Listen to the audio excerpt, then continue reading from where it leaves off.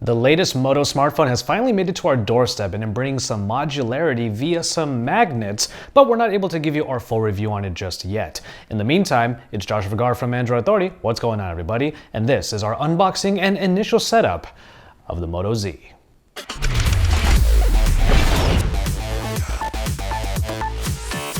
The first thing you'll probably notice on these boxes is that these phones are only for Verizon, at least currently. They do have the Droid branding, but these phones are going to be made available for other networks and carriers soon enough. We don't know exactly when, so for now we have the Verizon versions. Also, I have the Moto Z and the Moto Z Force, and as you're going to see in this video, the Moto Z Force has more girth to it. It's definitely a thicker device, but everything is still compatible with it in terms of the Moto Mods. Going through the box contents, here we have the actual phone itself, obviously, which we put aside for a second there, and find a Moto Mod cover already found underneath. The Moto cover will give it a bit of a look that you would remember from the Moto X line, but it is one that snaps right onto the back via the magnets that are found on the lower third of the device. From there, the USB Type-C charger is actually one that is tethered to the block, and this is supposed to give the phone an incredibly fast charging time. But there is one addition to here that might be a bit disconcerting to some because they have done away with the headphone jack on the Moto Z and the Moto Z Force. What you get here is an adapter that plugs into the USB Type-C port and then allows you to plug in a regular pair of headphones. Taking the plastic off of the front, it was time for the initial setup. Now, the initial setup focused heavily on the security feature, mainly the fingerprint scanner that is found on the bottom of the front of the device. There's that little square right below the Moto logo, and that is the fingerprint scanner, but you might think that it is a button because of the way that it pops out from the bottom. Indeed, it is not a button. It's not a home button by any means because this is a phone that still uses software keys. But the fingerprint reader was easy to set up and it was very responsive right off the bat. But there is one extra feature that I saw in the initial setup, the fact that when you are in the phone among the different screens of the Android interface, you can just hold your finger on the fingerprint reader and it will lock and turn down the device into standby mode.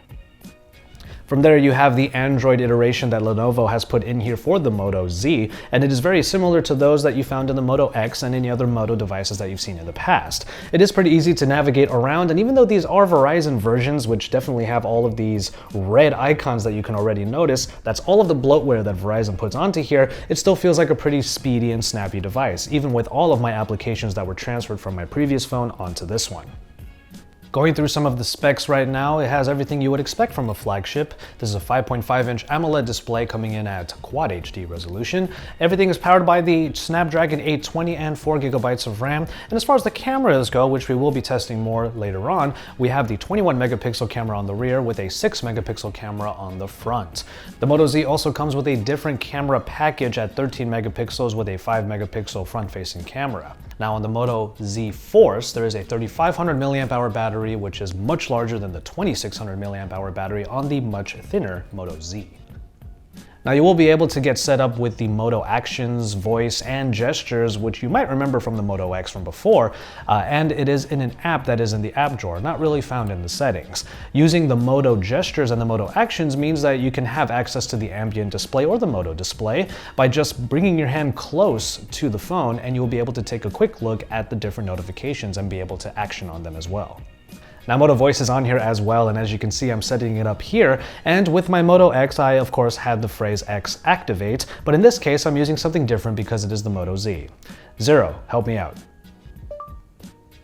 Some initial impressions on just the build quality in general. As you're seeing in this shot, the Moto Z Force is noticeably thicker than that of the Moto Z, and because it has that shatterproof screen, it might be the slightly more desired device, especially with that larger battery underneath. But all of the different Moto Mods, which we'll get to in a second, are compatible for both of these. But now we can get into the Moto Mods, and yes, I was able to get the Moto Z and the Moto Z Force along with the 3 Moto Mods that were shown off at the event about a month ago in San Francisco.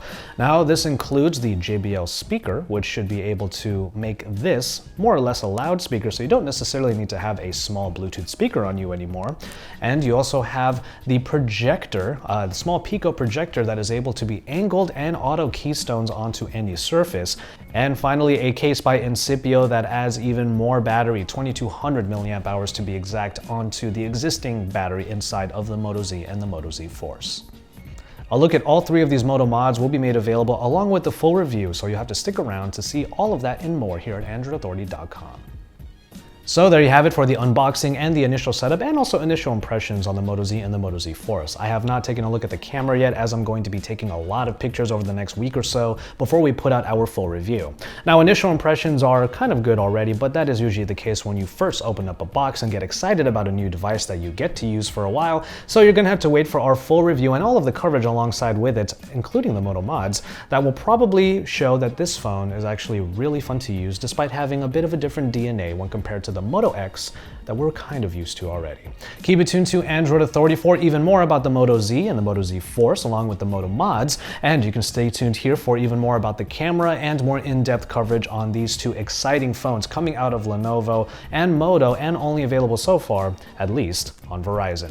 Keep it tuned here for even more, and don't forget to hit up our sibling sites, VR Source, Sound Guys, and Tab Times to delve outside of the world of Android, but then you can bring it on back here to AndroidAuthority.com and our YouTube channel, where you can subscribe if you haven't already, because we are your source for all things Android.